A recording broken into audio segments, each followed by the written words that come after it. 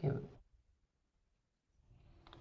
All right. Hello, everybody. Thank you all for joining for today's session where I'm going to have a conversation with Molly. Thank you, Molly, for joining. Hey, William. Great joining again. Molly, being a former CIO of a global bank, I should say. Molly, we actually just chatted. We just started to chat already before I initiated the recording, but we also chatted during a webinar, which wasn't too long ago, a few weeks ago, on Right. data culture. And I almost wanted to start there.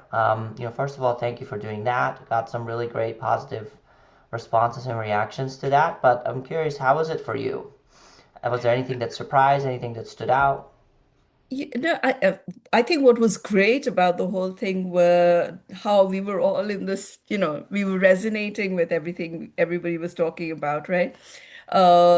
I got a peek into what you were going to speak about, but without any preparation, I would say you, Karan, and I were very aligned. And the three things that stood out for me was, a question that every organization should ask before deploying AI or in parallel with it is, data culture, right? Is do we trust our data? And AI culture is we trust our data enough to let our machines act on it, right? I thought that was an important part. The other part of it that, I think that came out as well is the importance of breaking down the silos, right? The organization structure, the concept of ownership, and how that plays into the whole thing. And finally, for me, shared metrics as being the common language between business and technology, and that we both get the credit for success and failure. You own the whole thing, and I think that to me are the main pieces, right? That that came out really in that discussion that you can't really extract any value from AI without solid data quality, and you need people to understand both the domain and the systems to operationalize it. And Right. yeah, those were the main things for me. And that's not always obvious, right? That I don't know No. if you want to repeat it, but like right before I initiated the recording, you were just kind of telling about an anecdote where you Yeah, were doing an yeah. interview, and it's not obvious to everybody that data is important. No, that's so true. I'm always very careful about what I say in public versus what I say, just in Yeah. casual. But I'm going to be free in this discussion. When I was interviewing for roles after the HSBC role, uh, everybody wanted to know about my experience with AI and AI tools and everything. Mind you, this is around June, July 2025, right? And I would say how many people really have been doing as much of it? Yes, of course, we've been using tools for fraud analysis, a lot of that, right? Um, and my point was always that data, let's work on the data part of it, right? We've got pools of data in Excel and downloading and copies of copies and everything. Let's fix that because that's going to be the key one. And at one point in this interview, when they kept asking me and asking me and asking me, I said, well, if you don't fix your data, So no, true. I said, fix your data and it'll keep you out of jails and fines. And the interviewer stopped and he goes, what did you just say? And I said that and I repeated it. And I like like I said, I do think it cost me my interview because it was like that was not what they wanted to hear, right? But it Yeah. is the truth. And now it's very interesting when you read all the various articles that are coming out and everything.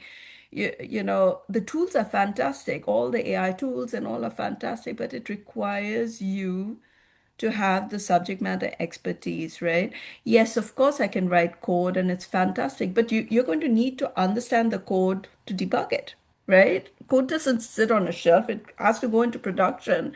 Um, Integration, how often do you write an entire stack brand new? You don't, right? I still stand by integration is your major part. If you do not have subject matter expertise and you do not have the experience, the war wounds of, managing and handling production, you're not going to be able to debug it, Yeah, right? And I think one last thing that I will say, and I'm really passionate about this, is we, with this whole organizations looking at the AI tools as cost-cutting tools, yeah, that's your biggest problem, right? You're bringing it in and you're getting rid of junior developers. How do you train yeah, minds and model thoughts and everything if you don't work on it? Like, and of course it's a great productivity win. You should absolutely use it, but the ecosystem has to be thought about in a well-mannered way, right? If you just think about it from a cost, I think that's where people are short-sighted. So I'm yeah. very passionate about it, and it gets me into trouble in most interviews. Yeah. Well, no, I mean, I just really appreciate kind of the dedication in this case on a personal level, even with them personal kind of consequences tied to it, to that reality, right? Like if the data is horrible, you don't know where it is, you can't connect to it, the tools won't work. Like they will just not do what what you want them to do, and vice versa as well. Like if you have the data in places where you know where to find it, right? You have an owner in place, there's definitions, you can understand it, you know what's good use of it, then all the tools become very easy all of a I sudden. think And it's actually, fantastic. yeah, Yeah, yeah. You have to trust it, right? You have to, because you're going to eventually make decisions out of the outcomes from these tools, right? That's why, you're just not going to look at it and say, "Oh, wow, how amazing." You're going to do something with it. And in order to trust it, you have to know what it was fed or what it worked on was fine. Right.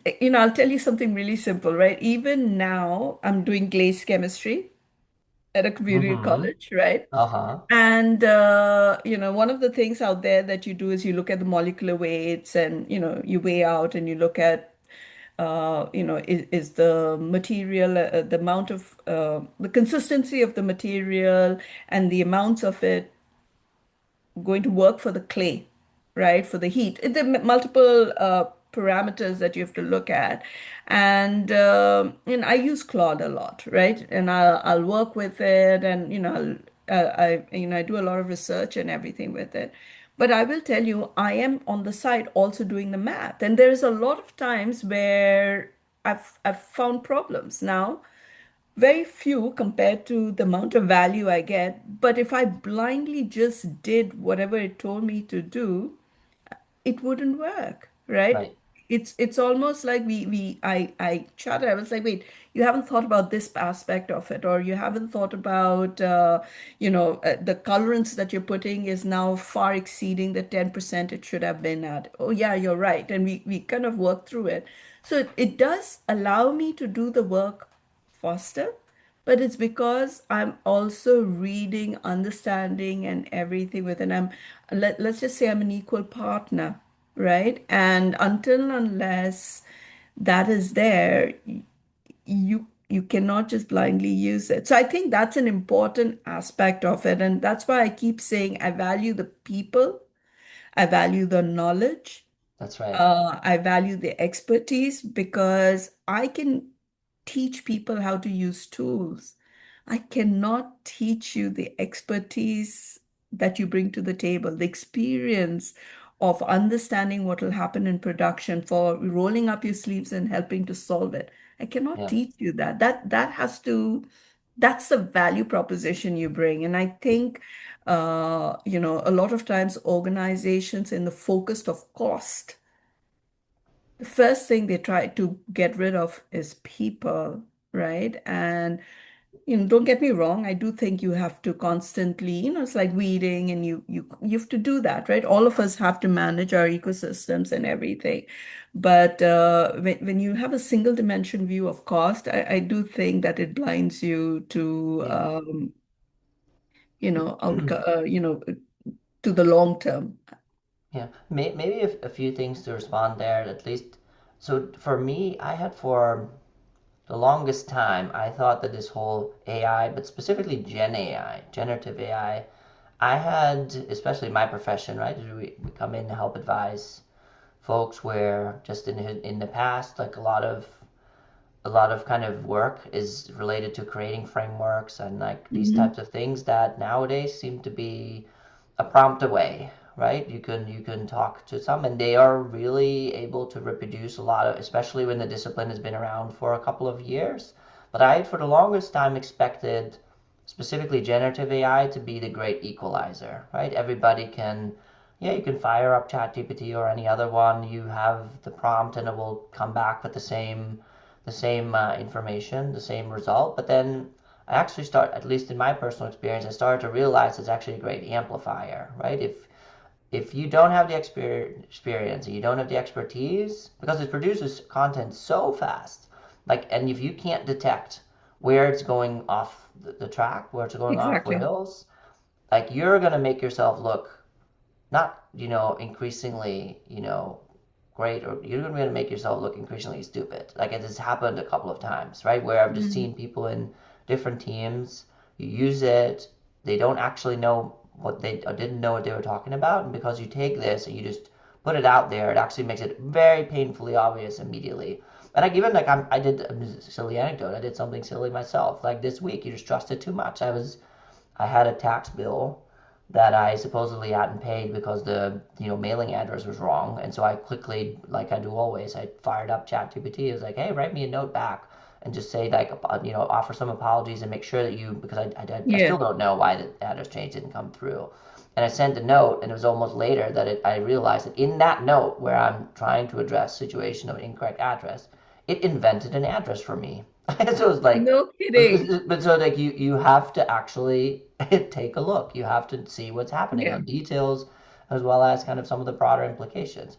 I loved your analogy as well of I'm going to ask you a little bit more about the pot. I think it's pottery, right? So you need to Yeah, yeah, explain yeah, maybe it some of is. this. I've used the example of in a book that's coming out that I have been writing that's going to come out in the next few weeks. There's an analogy I keep Congratulations. sometimes use. Thank you, that I keep using of a kitchen, so like a professional kitchen. Mhm. Like if you, a lot of the people who want to use the data or make decisions or build, the AI algorithms, like the data are the ingredients, right? They're the carrots, the tomatoes, the meats, whatever, the rice. And so if these people have to go out there and farm their own, vegetables, or like go, hunt for the meat, or if they have to go out and buy all this stuff all the time, there's no time left. They can't think about what they actually want to do with it. Like what they would like to Mhm. do is have the right, they have the right ingredients in the right quantities at the right spot, right? The right granularity, the right frequency available. That's all they need to do is think about the dishes, right? They think about the people coming into the restaurant. They can think about new dishes. They know what to do. They know how to kind of, rely and kind of interpret these ingredients, and that's kind of how they can then focus all of their creative energy on serving their respective Mhm. clients and customers. But please, that's one that resonated with a couple of folks I've worked with in the last couple of weeks. Then maybe so pottery, Molly, you kind of mentioned it. Tell us more about that. What is this? How does it work? How does it fit into your sense of Okay. So wellness, maybe? yeah, yeah, I'm a workaholic, right? And I've always been one. And so for me, recognizing and understanding that has always required me to look after my mental health, right? Because I know I can just go off and just work as many hours as I need to. And it's not healthy, right? It's not healthy. So I've always had a hobby. I will always focus on a hobby, be it dance, be it music, theater, something or the other. I will always actively participate in.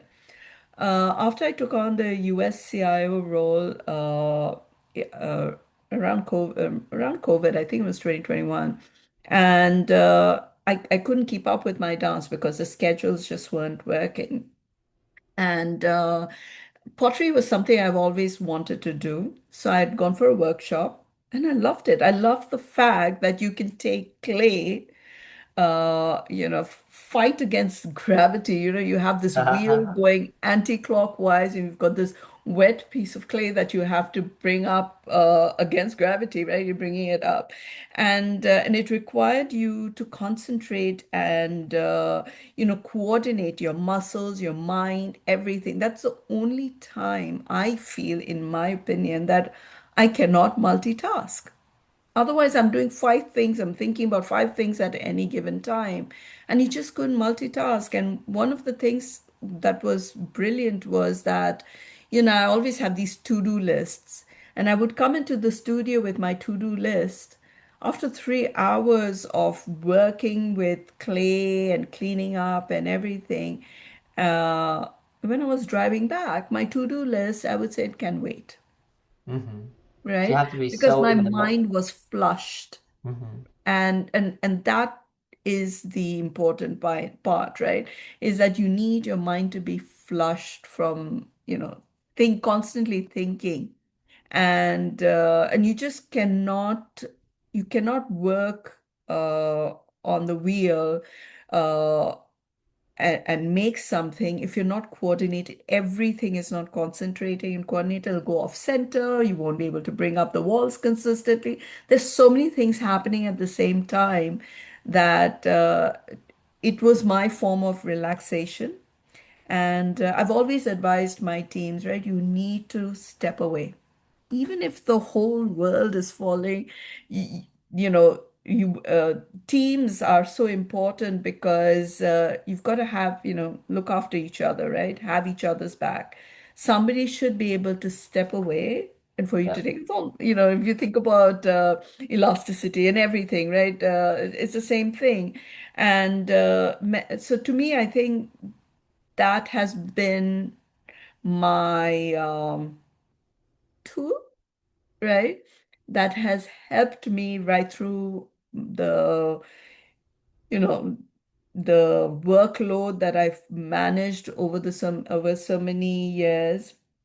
And it's not just work, right? You're managing teams, you're managing emotions, you're managing upwards, you're managing so many things going on at the same time, right? That you almost need this balance, right?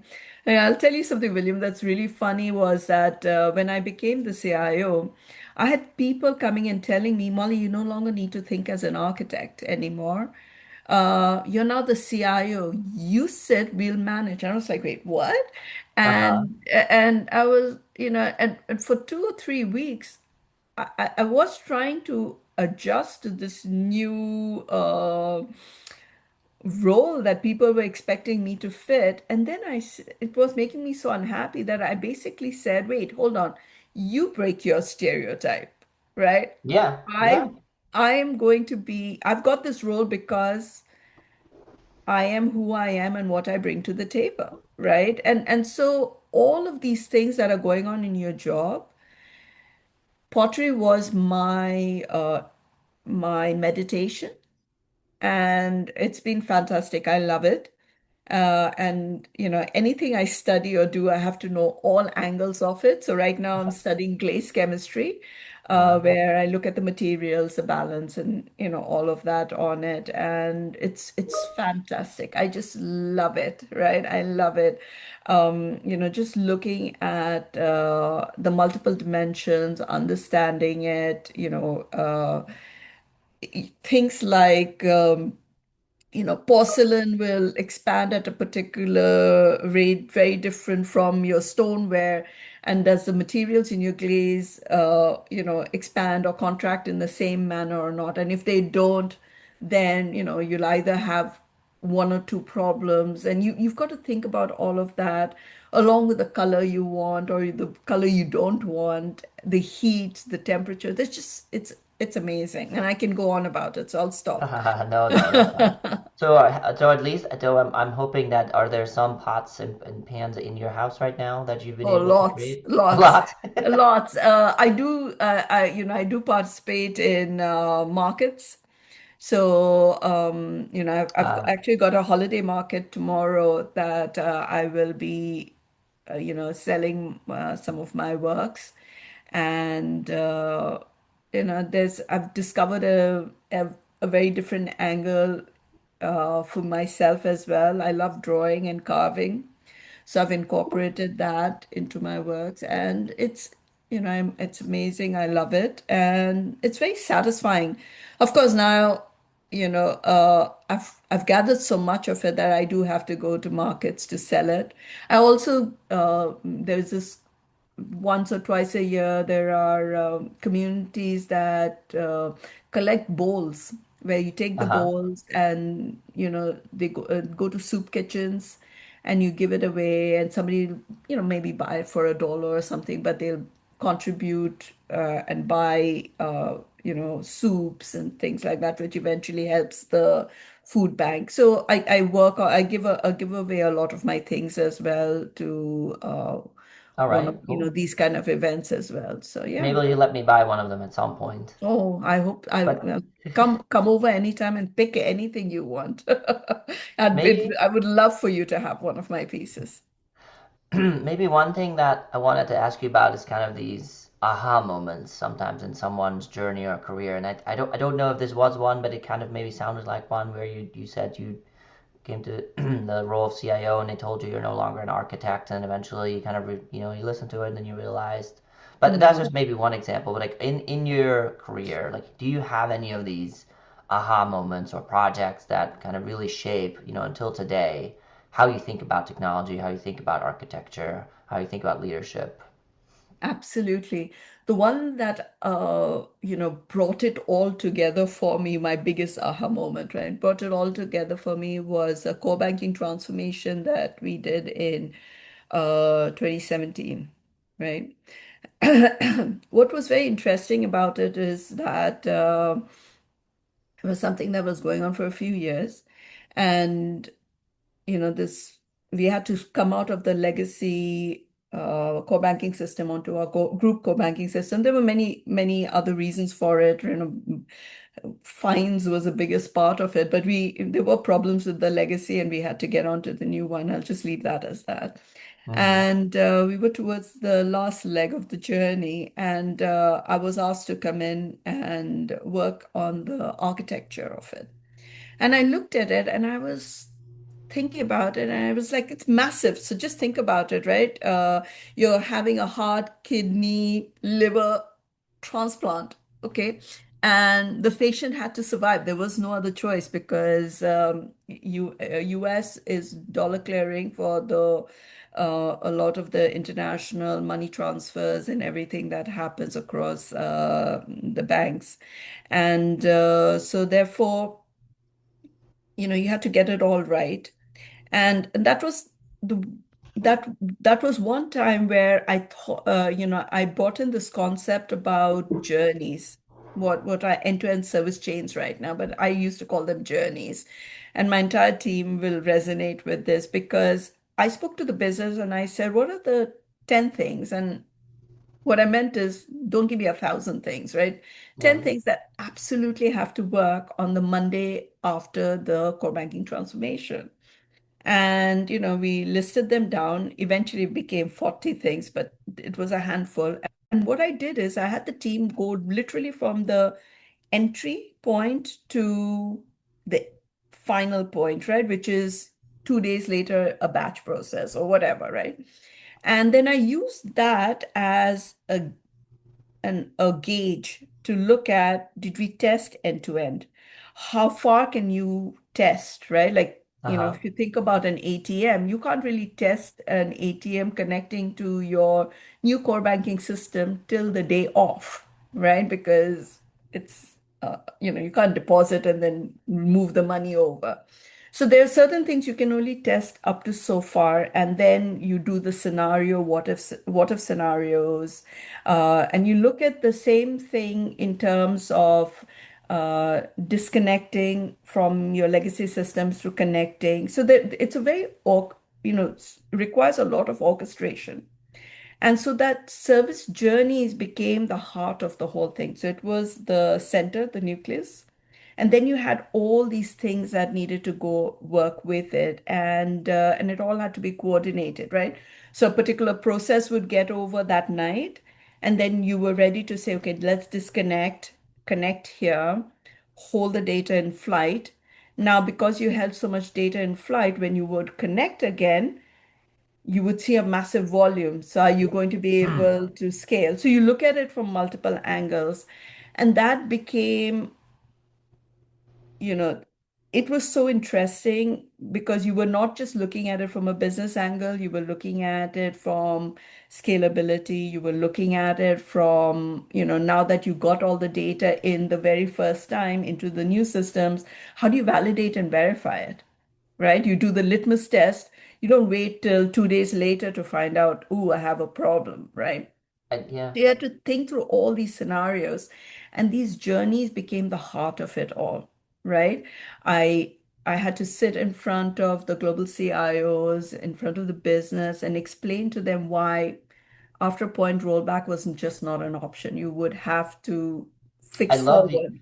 Sorry to get into the anecdote here, but I just love I love a good analogy, right? And Mm. so like you mentioned it yourself, like a heart transplant, which I think is so fitting in a way because if you think about the actual surgery, I'm improvising a little bit here, and you have this individual, which clearly it has to kind of go through. There's a short window when you're gonna make a change, right? You have a little bit of time where you say you hold your in-flight data, or I guess the blood Yeah, or whatever. I'm not a surgeon, but like that's you have to kind of be very ready. But then there's a lot of things that come together because you've got all sorts of technology around you. If these people are just have a butter knife or doing things you can't do that. They have to have the right tooling. It needs to give you the right data, like the heartbeats, the temperature. I don't know. Like they probably need to know what they administer, exactly, and right?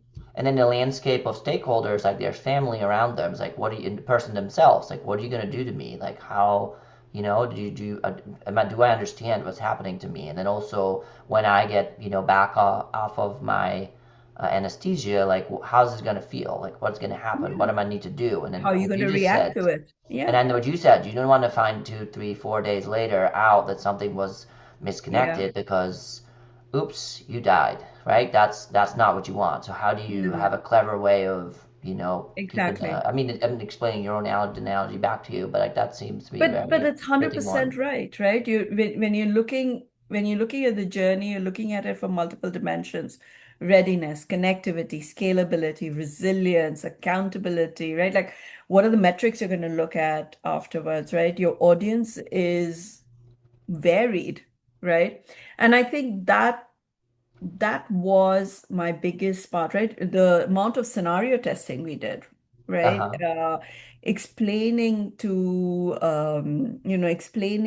your stakeholders, right? That this is as ready as you can be, and these are all your what if scenarios you've already considered. And I think it's brilliant, right? Now just imagine. So to me, that was my biggest I loved it, what I did. And I will tell you, I've extrapolated from there even till today, Yep. right? And so you took that, we did the retail divestiture. And this was when I was the CIO, where somebody told me, why you stopped thinking as an architect. I was like, guys, cut it out. This is what we're going to be doing. And, I had the entire team follow a similar model. And it was during COVID, right? And so the teams, how whenever you have these massive migrations or divestiture, everybody wants to collect in one place. And we were going to do a bunch of dress rehearsals. And I said one dress rehearsal is going to be there is a problem and none of you can be together for doing it. You're all going to Uh be huh. remote and you're going to manage it. Believe it or not, William, one of the actual scenarios was there was a COVID outbreak. You know how once with the vaccines and all had come out, everything was fine, and then suddenly there'd be a wave, right? And and they everybody had to work remote. And because we had done the dry runs and people knew, so it was communication became the biggest thing, right? How do you communicate? Also, taking shifts and turns so you're not burning out people. All of that comes into the mix. So it's something I didn't talk about in the core banking transformation, but even there was a massive people aspect of it. So Really all of interesting. that was practiced even during the retail divestiture. And what was really brilliant, William, was that as a CIO, I was doing many other things, right? The divestiture was one of it. But once I, converted the team into thinking that way and working that way, what happened was I knew my data set, and we developed a communication model where I knew how far what was going when things were going right, and it became, it became very clockwork. It became very model-like, how you work, how you talk, right? And then, fast forward, bring it to operation resilience. The bank was doing something similar. They called it, service chain mappings and everything. And I was working with the business, and there was a particular scenario where they would say, "Oh, the data center's down. What are we going to be doing?" And again, you have a call with like 20, 30 people on the call, and I told my business stakeholders, "Stop. This doesn't work this way. I know my systems, I know my service chain, I know when what is coming up. And if you take all of that data and you interconnect it, much like the service chain journeys that I was talking about, right? And I said you can use predictions, right? You can say X is down, what are all the impacts going to Yeah. be? Do you have the operations and the backup routines on what you need to do for working it, right? So that's one angle of, are you ready? Are you prepared to deal with the situation, right? But then you can also reflect and say, when this was happening and we're ready to fix it, what's going on in the customer zone, right? In that horizon. People are calling and they're basically worried, and then panic is like a ripple effect, right? It's So I said, how do you manage that while we are firefighting and fixing things? How do you manage that? It's like, why don't you cache and show some of the people your data? It's almost like assuring everybody that things are right. So you redesign your systems differently. You redesign your processes differently. So that's what I was trying to saying, what started off how I managed the core banking transformation. You can see it reflect right through everything that I did. And finally, when I was leaving, um, as well, I was thinking about, when you think about operational resilience and all the interconnectivity and everything, just imagine everything that I spoke about, these journeys, the systems, the connectivities, the so what, your BAU operation plans. Imagine all of that being in your data that's available, and you could now use your chat GPT like interfaces, right? And do scenario testing on it, right? And that would very be brilliant. powerful. Very Yeah, powerful.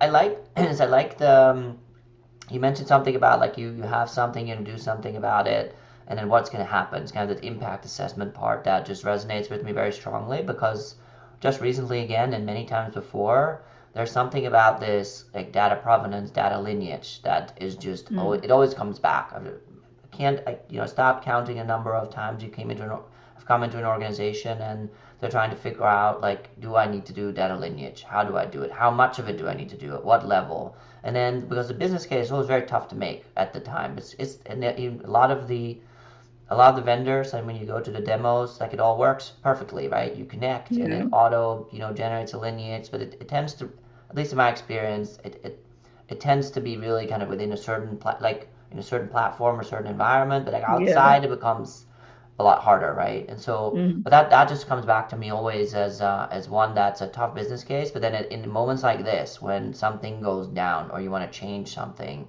is where you get the payoff, right? Because if you don't know all totally. that, oh my goodness, you have to go and trace all this data downstream. Like, where is it going? How is it being Yeah. used? If I shut this off, What does overnight, it what's mean? Exactly. yeah, on Monday they're going to be calling, right? Yeah. What's happening? So, hmm Yeah. And that's where you know, my dream system is going, like, if you ever ask me what is it that I'd like to do next, right, is actually use a lot of this experience and knowledge, right, in a transformation, um and actually build systems around it, right? Like imagine it's almost like when you go into an ICU for in a hospital, right? You have the nurses station, which is full of those monitors, which Uh-huh. basically are it's got all the you're able to react to it. It's critical. It's data sets, right? It's not everything about you. And somebody's heart rate just you know shows an anomaly. You have nurses, doctors all coming together at the right time, right? And they already prepared and know what they want to do. Of course, there is always that, there's always a factor of unknown, right? So it really comes down to the brilliance of a lot of the tools that are coming out right now, right? And everything you can maximize a lot of it, and that's where you need the expertise, right? You Yeah. really need, if you can just interconnect all of that, right, and leverage it across an Yeah. organization. I think that would be, just imagine that's your command center, really, Yeah, right? I mean that also to me starts to kind of sound a little bit like the observability. You start to hear people talk about 100%. like where you it's not just about even linear, it's like A feeds B, but you kind of have a sense of what goes from A to B at what time, what Yeah, workloads work, what fill out. You actually can do something about it. Ideally even predictive. So maybe a question about kind of design philosophy. Like we've worked together on some of these things in the past, and I'm curious, maybe you mentioned core banking transformation. I'm sure there's other types of projects you've done before. But like, how important is it to like kind of design these things right from the start, right? Whether it's cloud native or otherwise, to save time and effort later, so that you kind of get it right the first time around. And I remember reflecting on my own team back in the day that we were, just chugging along just as fast as we could to help kind of automate some of these business processes. It was like super, how do yeah, you say, that was a hype at that time. I did different tools who were looking at kind of manual process, and like you said earlier as well, like a lot of people just focused on like cutting costs, get rid of the people, and so we looked at certain processes and like how could we automate them as best we can, and then RPA, it's actually about automating the exact human steps. That's yeah, kind of how it's worked. And then I remember you in front of many people. Well, you were CIO, so you could do that. You were like, hold on, like so if we just automate a process, that process is bad to begin with, like you're cementing in the bad parts, right? You're actually right. automating the bad parts. You make them even more anchored into the organization, which stuck with me. Like I remember I took some homework home to try it in that particular way to think about it. But like, can you talk a little bit about that? Like how Yeah. do you see that? So for me, it's always been about where do we want to get to, right? Where do you want to be, and how do you, sorry, the sun's reflecting on me, so I'm gonna just, Yeah, you keep going. is where do you want to get to?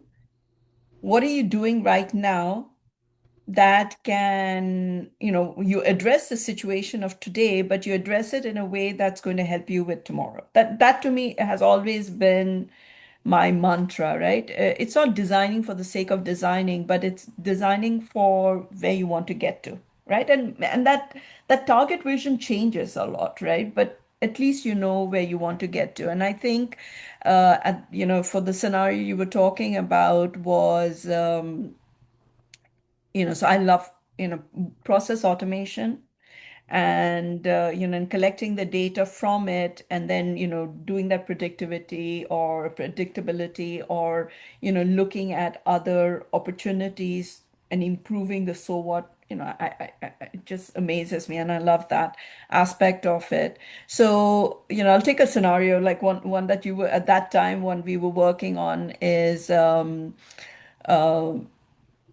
I had a massive cost challenge, and obviously the organization, we always do multiple things on a cost challenge and addressing things. You were doing the process automation piece of it, and and I had, I looked at our landscape, and I knew that we had a lot of siloed systems, right? And it's not good or bad. That's just how things are. Like you live in a house, after a period of time, you have sections, and you always need to constantly do something about it. And when there are cost pressures, you push some of these things in the back burner, and eventually the back burner starts getting full of things, right? And so here was an opportunity where, our contract with the existing data center, it was a physical data center that we had, and we have a fixed space on it. So there were many aspects of it, and we would have to revamp it, right? So use that as a trigger to basically say, okay, that's my situation. Or, we had some regulatory work or regulatory things that needed attention. You use those as triggers to basically say, and here's your opportunity, right? Here's your opportunity to do something about it. And for me, again, architecture is my strength, right? And system integration. I love integration work. So I've Sure. always thought APIs, right? Yep. I've always Yep. said API it. Of course, and when I say APIs, I also get a little nervous because you have people who put APIs right only in the front end and they forget about the Uh-huh. what I call my operational and system APIs. But if it's that IoT way of thinking, right, is where you and I have contracts and we're using contracts constantly to talk to each other. You manage your house, I manage my house, and but we have a certain set of expectations, preconditions before coming and talking to you, very clear outcomes defined, and then post conditions, right? And if you kind of think of that model, and that's how I've always thought Love about and that. working. So Yeah, I that love was where, yeah, I yeah, love that part about like the contracts you mentioned to the data that come from our data side usually, right? Kind yeah, of yeah, for yeah, the data contracts here, like you're producing correct. this under these modeling, requirements, this model, this language, this etc. And then, but yeah. Yeah, exactly, right. It's all about the data, right? Because all our contracts and everything is about information going back and forth, right? It's information. It's about you go right from, I'm coming to you for a particular thing. It's information. You have checks and balances in place to make sure that the information is right. There's overload. This everything that we spoke about has got to do with data, right? And so for me out there, one of the biggest opportunities was to basically look at it and say, for these trigger events that are happening, right?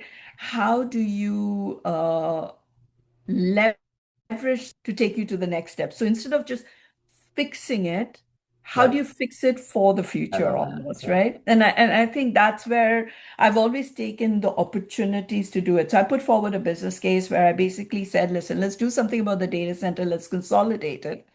And and when we go to consolidate it, instead of doing a lift and shift, here's the opportunity, right? Yep. Yep. Here's the Yep. opportunity. I moved a lot of data onto, had them cleaned up, made it available near real time, and and I spoke about a lot of this in the webinar where we spoke about, the value propositions that you got with it, and then they just multiply, right? They just multiply. Remember this particular scenario in the UK where the 2023 Black Friday event had the bank systems were down for a number of hours in the UK, Crazy.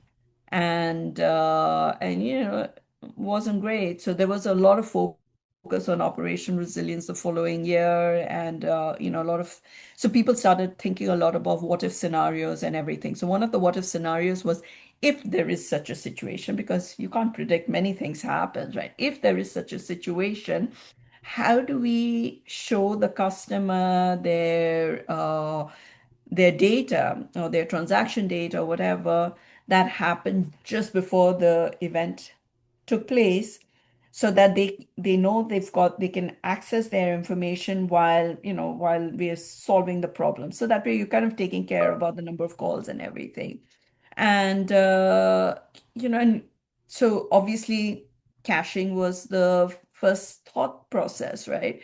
And when it's easy to say caching, but to cache, you have to also make sure that the data is reconciled, the data is good. Yeah. Yeah. You Yep. have multiple angles to look at. But in this particular case, we were able to make that a lot of the data available because we had already put a lot of our data in from some of our core banking systems near real time available, right? So now you just had to build the APIs around it and make it accessible. Uh-huh. So, so that's the brilliance of it. So you did it for another reason, and now you're getting value out of it, right? Yeah. So that was when you were working in the process automation part of it. I said, this is a great opportunity. Why just automate using RPA and use the existing processes? Why not automate it using the APIs? Why not use those dollars to create the APIs and create the operation? That was, it was like looking at the same problem but with a different approach. And then now that you've done that and invested in it, you've those APIs are now available for other users as well. Maybe one question that in my mind is like you at least I'm working with technology leaders. Like it's sometimes a little a bit thankless. Like they want the toy, they want something. They really know where to find you if something's bad, right? Like immediately if Yeah. something went wrong, and then it kind of reflects back somehow in the organization. Whereas like it's extraordinarily hard to prove the disasters that didn't happen, right? So like if something is if it, I have several programs that are actually very successfully preventing data exposures, for example. And so like Mhm. and so the actual paradoxical thing that's happening is that leadership is looking at this program, which is transparently, let's say a multi-million dollar program, but it's having its effect because there are no meaningful incidents. But at the same time, leadership is doesn't see evidence because they don't see it. They're like, why do I have to keep funding this? It looks like we're okay, right? And so like Yeah. there's this sometimes this almost thankless job, it sounds like, where you have to build a business case for things that won't happen almost. I mean, there's also the more proactive, better customer experience and all the, dashboards you can fill and all that. But like, I feel that that sometimes is, at least with some of the technology leads I've been working with, it almost feels like not fair almost. Like, how do you see that? How have you maybe dealt with that? Are you able to articulate some of these things back to the different folks who care?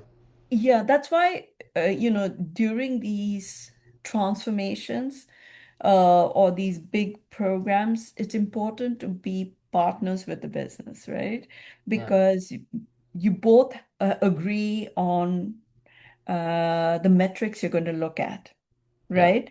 And especially when there's right. a 3-year, 5-year, 4-year program, somewhere in the middle, like you said, you know, how do you assess it? Like you said, you've already spent the money, you've been spending the money, and now you're getting used to the outcomes that it's become BAU for you. Let's cut the program now, right? And you don't reach the end. So yes, 100%, right? I've seen that where unfortunately organizations are fickle. They don't stay consistent for a long time, right? Empires come, empires go, new emperors come, right? So Yeah, they do. everything is yeah, and so then you know uh, you're constantly having to explain it. And I will tell you in one particular scenario where the business case I think was fantastic, still fantastic, and it was working through and making a lot of progress. But when the management changed, I looked at it and said, "Oh, we don't see the business value of it, or the business didn't see or could not understand the value of it because they were, I think they were in that phase, where you plateau before you go exponential. It was in that plateau phase. And, you know, again, you have the silos and everybody's looking at their angles of it, that somewhere in the middle, you're like, oh, I'm not, because you're in that plateau, you're not getting what you really wanted out of it. Let's move the money from here to here. And suddenly now this program that was supposed to be transformational and everything has now become, hey, let's just lift and shift, get it done, sell this off, you'll get the money and move on. And so not having that consistent management across or holding them accountable for the metrics is a big thing. Amazon has this thing called working backwards, where you're constantly, every few months, you're going back and you're looking and saying, you're evaluating it, right? And you're Uh-huh. basically saying what we, based upon the press release and the metrics and everything that we had spoken about, are we on target, or what should we adjust? What should be switched, right? You're talking about your failures and your successes right through, and it's you and I looking at it from different dimensions, and and agreeing on it. I think, to me, that if that's and it's embedded in your culture, irrespective of the leadership changes, right? Then the chances of it continuing is, a big program continuing is good, because you know what the measures are, and you're looking at the I measure. love that. You're Yeah. plotting the graph, and you're saying, can I, I'm seeing a dip here. This is what I was expecting out here.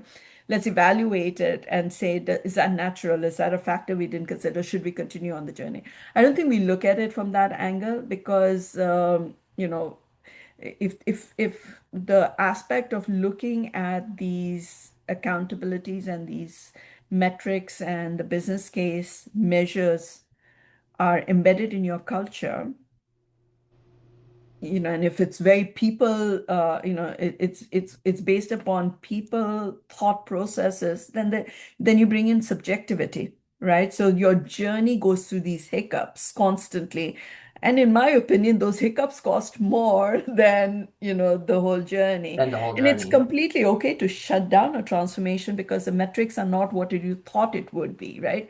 And that's where you accept failure and you move forward. But when it comes down to politics and subjectivity and, opinions and everything, without the objectivity of metrics to give you I data, love that. then I love yeah, that dedication up front as well. You've emphasized that a couple times, like that kind of like dedication and discipline about, holding the program accountable for defining what success looks yeah, like and then having an actual really trusted way of looking at it. And also the yeah, hiccups that you just mentioned. Like I don't know if it's quite a hiccup, but there definitely are some examples that I've seen in organizations I've worked with that where the hiccups tend to be in a regulatory kind of angle, and then oh my goodness, you have to fight so hard to get $500,000 or $1 million of funding to do some really minimally required, again, ownership, governance, mapping the list system landscape, putting yeah, these things, and then the regulator comes along and like they will,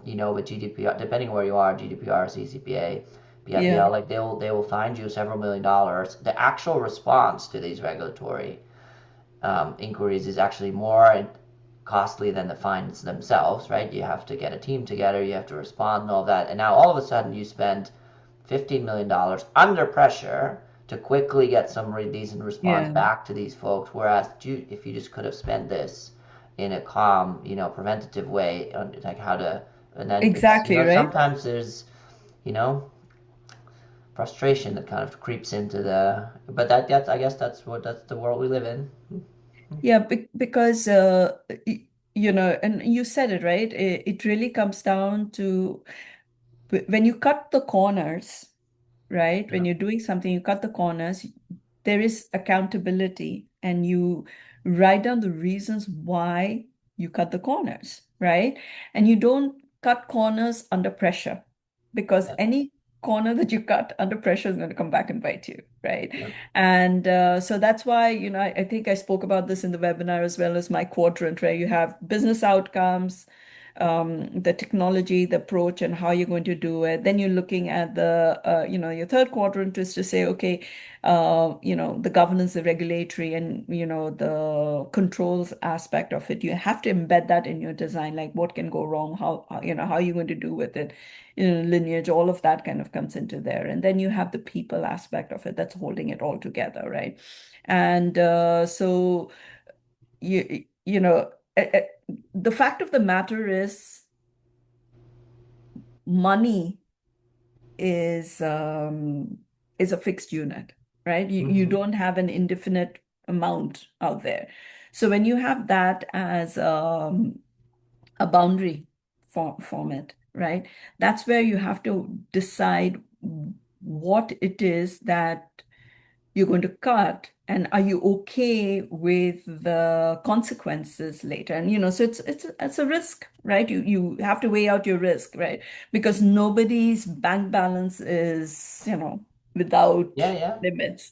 And I think you know you make choices, you document your choices, and as a group, everybody is good with it, right?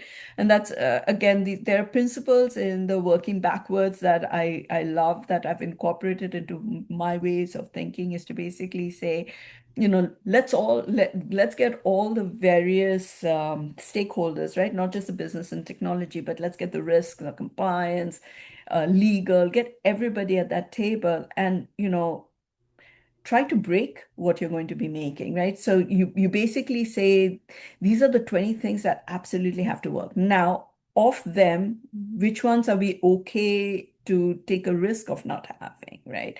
And then, what are the factors we're going to use to evaluate where to prioritize it? And then you come back and you keep looking at it. But once you've done those, you hand it over to a team to continue with it and make that person accountable to come and talk about those angles, right? And I think that becomes the model. And that goes back into what I was saying, has to be embedded in your culture to be able to work through it, because organizations and people change constantly. That's something you cannot control. But what Right. you can control is the storyline, the measures. It's very scientific, right? So when I was going talking about my glaze chemistry and everything, it's very scientific. You can you've got these materials, you come together, and this is what the impact is. If a material is not available, you're going to substitute it, but the outcomes are the same, right? The reactions are the same, and if they are not, are you willing to take the risk on it, right? So it's goes back to those parameters and metrics that we're always constantly talking with, and you're able to change the dial the tone up or down accordingly.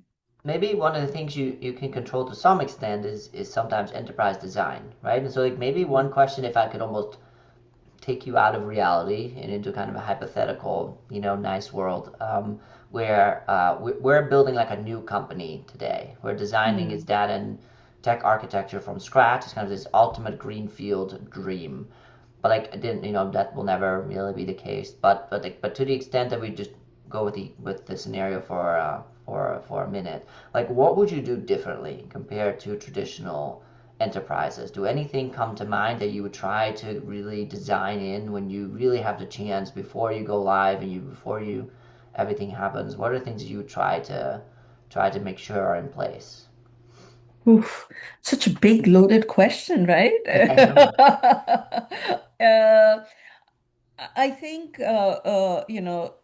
change is inevitable, right? Mhm. And change is inevitable. There's a bunch of unknowns that are always going to be you know out of your control. So it's really coming down to culture of people, of how do you build a team and a culture and organization that takes accountability versus pointing blame, right? Uh-huh. I think that's important.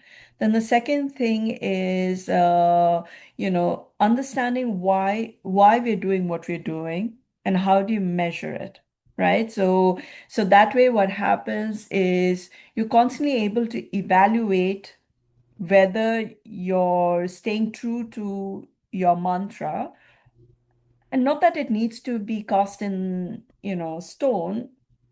Do you modify it? How do you modify it, right? So understanding the modifiers, understanding your tolerance, your risk tolerances, and understanding how far from the boundary you want to go. So to me, I think that's important.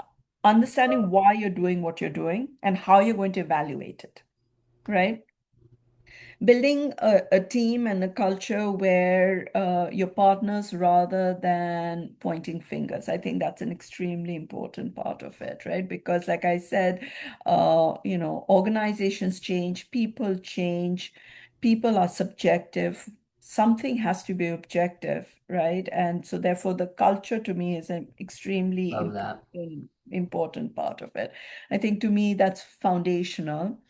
Then it really comes down to, where my technology brain always comes in is API everything, right? API first architecture. This has to be foundational because APIs become your enable layer, right? Enablement layer. It allows you to do all this observability and, metrics, everything, and literally governance, version, everything is around it. So you're that's an aspect of it. Like I said, you already know why you're doing what you're doing, right? It's outcome based. So now you design for operatability, right? I was going to say shit happens, but substitute another word for it. So, so always design for failure, right? Resilience, that goes back to my journeys and everything, right?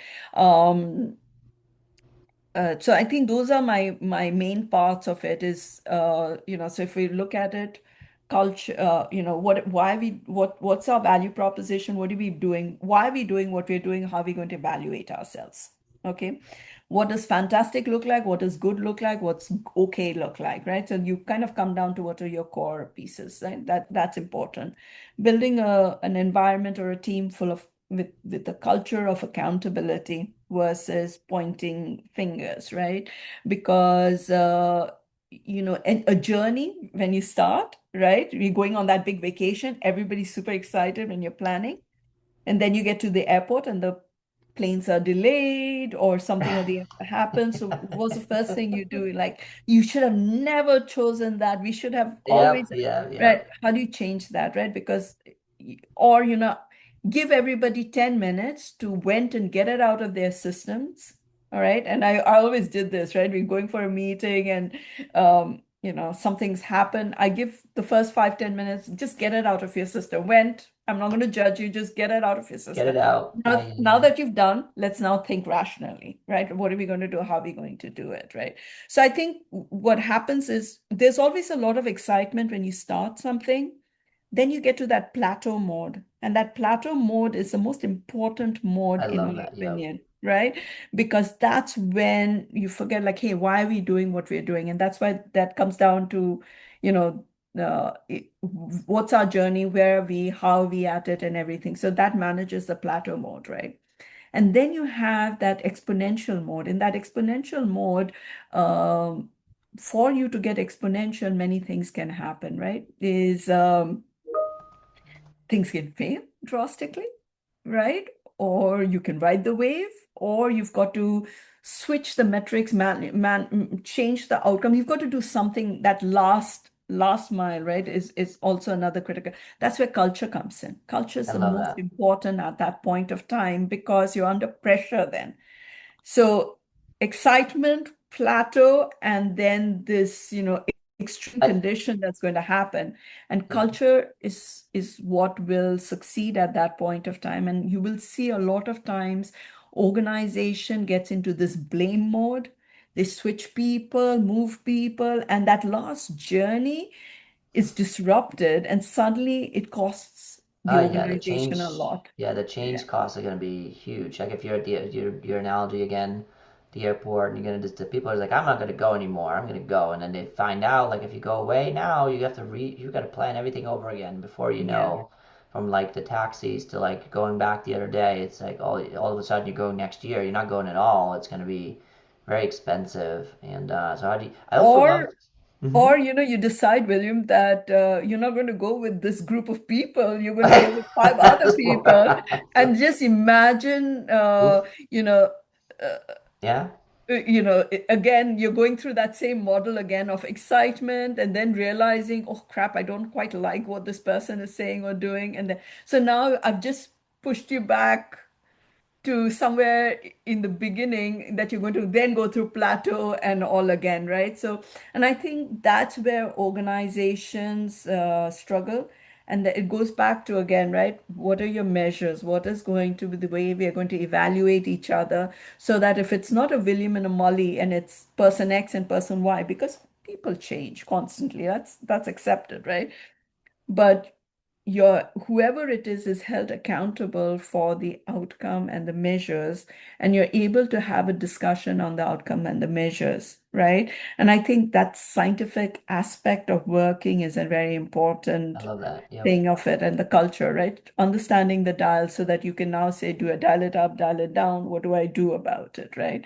I think to me, that and culture are the most important. And then from a technology aspect, APIs, design for operability, journeys, everything that I told you in my past, those would be how I would want to do it.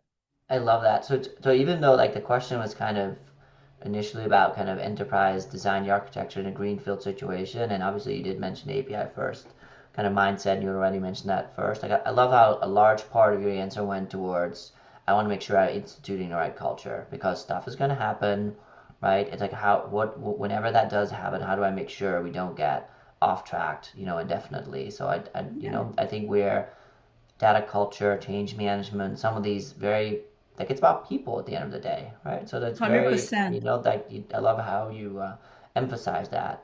Something else you mentioned was accountability.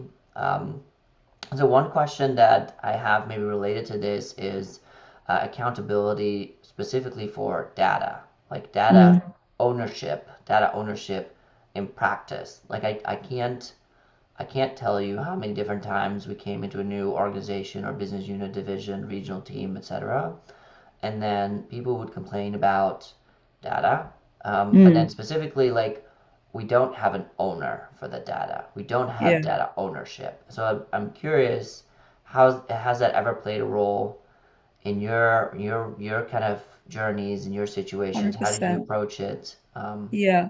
So, as technologists, we love, breaking, rebuilding, and everything, right? But if, again, when you go back to it and you look at data, and I talk about domain, right? Uh-huh. And when I spoke, I should have clarified again when I was talking about APIs first, right? So it really comes down to understanding your domain, taking ownership of your domain, and then building all APIs around it. So I love the IoT, design philosophies, right? Where you have the black box component, very clear input outputs, but you own that you own everything that's inside it, right? And that's ownership, right? So when you think about your landscape and everything, when you look at your domain, it's an important for us. You can't do an API first architecture design if you don't have domains well defined. And when you have domains well defined, then you have owners of that domain who are eventually putting forward the input outputs, the contract aspect of That's how you're right. going to Yep. interact with them. So you can't, if I went and API'd everything without a clear domain knowledge, or a domain-based model, it doesn't work. So if you kind of start with domains, then you build ownership around the domains, and then now that person is held accountable for making that domain available or accessible via APIs. That's how I should have articulated what I said when I said API first, right? So extremely, extremely important, right? Because eventually when we talk about outcomes and we talk about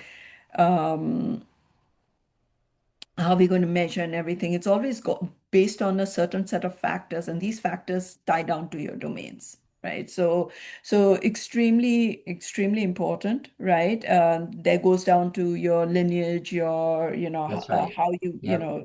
the accessibility, all of the security around it, everything comes down to that aspect of it. So I think it's an extremely important part of the whole thing, right? That's your nucleus, basically. I love it. Yep.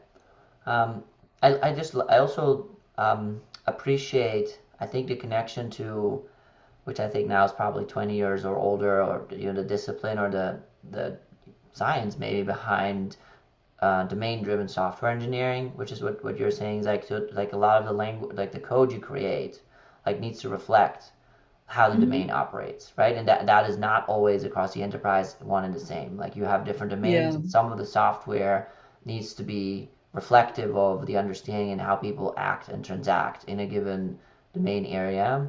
And then kind of a bit later, or quite a bit later, it's kind of this data ownership followed the same domain, oriented approach, like where, you have certain data that is owned or produced in a given domain, and then that's kind of how that data should be owned and defined by folks Yeah. in that domain. And I think for me personally, coming in with a lot of often more complex organizations who are struggling with that, they tend to ask, so where do you start? I can't fix all data Yeah. everywhere. How do I fix it? And then so this whole domain driven approach for me becomes very practical. And just to throw in yet another analogy, like if there's data that's created and consumed within a given domain, you don't usually have to pay that much attention to it because people actually are very directly noticing their own effects. So it's, if Mm. you if there's garbage and you stick it in your own yard, usually eventually you're gonna actually be Take bothered care by of. it and you're gonna deal Yeah. with it. But the thing is, if you take that garbage, somebody else is actually the one who's using it, like it's somewhere else, a different yard, then it becomes harder because especially if you haven't defined who The owns which boundaries. yard, where's exactly the boundaries, you don't have these contracts in place that you'd mentioned, Yeah. then it becomes messy, right? And then especially if actually somebody says, hey, yeah, I have some systems in this space, but I don't own the data. That's not me, right? I just own the system. They told me to create that a couple of years ago, right? Hmm. That's I feel like where like how you can if you can really focus on which are these data assets that truly have a cross domain role, right? The customer masters, the product masters, the transactional system, your core Yeah. banking system, like these. If you can identify those, it's like where you get the the big impact, right? If you get those right, like a lot Yeah. of things tend to fall in place. And I think the important part out there is it's organic, right? It's not it's not perfect Right. because I did mention that I love integrations, and one of the reasons I like integrations is because there's this no man's land, right? You own this data, you own this data, but then the child of the two of them is, is the data that nobody wants Yeah. to own, right? And so it really comes down to, looking at it and saying that, um, what's that? Who owns the most critical element out there that can corrupt that integrated data set, right? And that's how you define ownership a little further, right? So, uh, you know, I think the reason why working in a domain-based model, uh, everybody starts with good intentions and then they stop along the way, and then the domain starts reflecting your organizational structure because people see ownership and loss of control, loss of power based upon that. But when it comes to accountability, everybody kind of steps away from it, right? Yep. So to me, it goes back to what I was saying, right? Is why are we doing what we're doing, right? What are the key aspects that define us, right? You kind of start there, and then manage the domain, design the domain, and it's organic. You must understand that it's organic because you're going to learn about it as you progress, right? And then you build your organization around it, or does an organization in fact need to be? I think organization is what kills a lot of this to a large extent, right? I always feel that they're always in conflict because humans like to own and humans like power, right? And it just That's muddies the right. whole waters. That's why I keep saying keep the organization separate. Look at the domain and and the systems that you build around it, and then pay more attention to the byproducts of the domains, right? Because most of the accountability and ownership issues are in those areas, right? Who owns it? So then it really comes down to defining a rule to basically say, you know, what is it if you have data or in an environment that is an aggregation of multiple other data sets, what what is the most key part of it, right? So then you're going to say, well, it's customer, of course. Everything is associated to a customer. Okay, then does everything become the customer? No. It really start, and that's where outcomes become an extremely important part of it. So you start looking at, I think it's fascinating working through it and putting it in. But it's also okay to say that I'm going to redefine the boundaries. I'm going to redefine because as I work with it, as I know more with it, I'm going to adjust, right? And work through it. And I think it becomes I think it's very, very critical because if you don't get those things right, you can't do the contracts and the APIs and everything else, all that integration issue and all of that, right? And it all comes down to accountability at the end of it all, right? Because whether you're celebrating or you're asking why something has not happened, end of the day, you have to hold somebody accountable, right? And Yep. and so therefore the accountability to your domain becomes extremely important. All right. I have like a question or two, just back to the person Molly, Okay. maybe a little bit. So one thing is, I mean, there's so much change in all this area, new technologies, and it seems to. I mean, every year we say it's speeding up, and maybe we're right, and it is, speeding up all the time. But like, so how do you stay current on and continue learning technology, leadership, business? Like, where do you go? What are your sources of, keeping yourself sharp? So I read a lot, right? So of course I subscribe to a lot of things on LinkedIn. So I'll read a lot of articles and everything. I stay in touch with, I'm reading about technology in the banking space or reading about the transactions and all. So I read a lot online. That's one. The second thing is I also incorporate it a lot in what I'm doing, right? So going back to my pottery and my glaze chemistry, if you think of it, artists tend to stay away from technology or, to a large extent, here I know the power of what you can do, and I will try. So I will create these mini projects for myself, right? Where I said, okay, I've just done all these glaze styles and everything.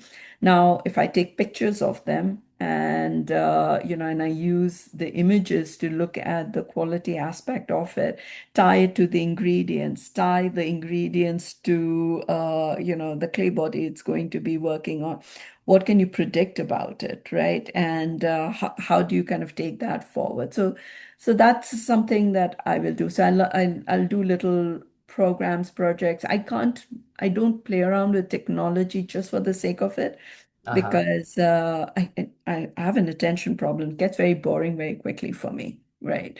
So therefore, until unless I incorporate it into what I'm doing, I struggle, like, it's just an article for me.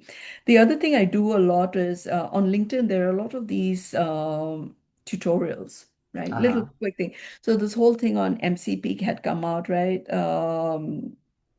And so I started reading about it and I was looking at it and I was like, everybody's talking so much about agents and MCP and everything and all of it. So I started looking at it and so I said, let me just do a quick tutorial on it. So I did a LinkedIn course on it and suddenly I was like, oh, I know what this is. This is going back to our Corba days, right? Where you're talking about the orbs, the, object resolution broker and everything. You're looking at it and you're saying that's exactly what this is, right? And you're able to correlate a lot of it.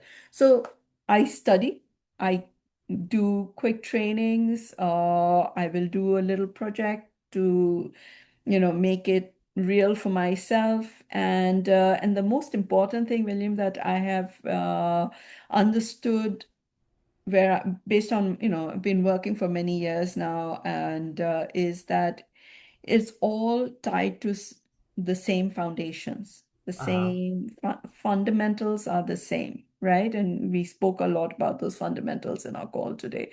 And what you're doing, and a lot of them are productivity tools, really, right? And so therefore, what you would take hours to write earlier is getting faster. So, so therefore, there's a lot of relatability to it. And so when you're staying current, you're looking at that aspect of it. The other thing that interests me a lot is on the risk space. So I always like to look at what can go wrong. So I will always go up and read up a lot more on it. So simple question, simple answer to your question is I stay current Mhm. by reading, taking training courses, small ones, yeah, to understand the Right. concept and everything. And then I try to see about practicality of, you know, doing it or leveraging it for what I do, if it is possible at all.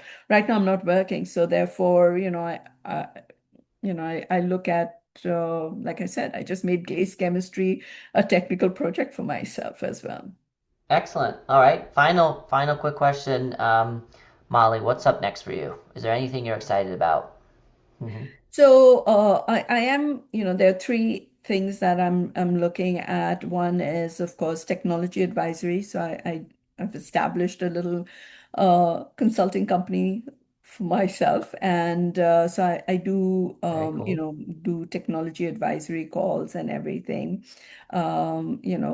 I enjoy these kind of conversations that we are having, and mainly for me right now is and looking at opportunities as well in terms of small transformational works. I'm being very deliberate about what my next role is going to be rather than just Right. Just taking the jump next in. jobs. Yeah, so Yep. it has to be more value driven and what value I can provide to it. So that's the time I'm taking to look at what's out there. And I'm looking at my pottery more seriously than I was before. And so I'm actually enjoying this period of time that I have because it allows me to reflect and It it does, also doesn't it? allows Yep. me to focus in on what it is that I want to do. And, it's a luxury really to be able to get this time and, maximize it. And so that's what I'm doing right now. Awesome. Thank you for that, Molly. Thank you for all the insights and perspectives that you've shared with all of us today. Yeah, thank you again for your time, and maybe we can do it again sometime in the future.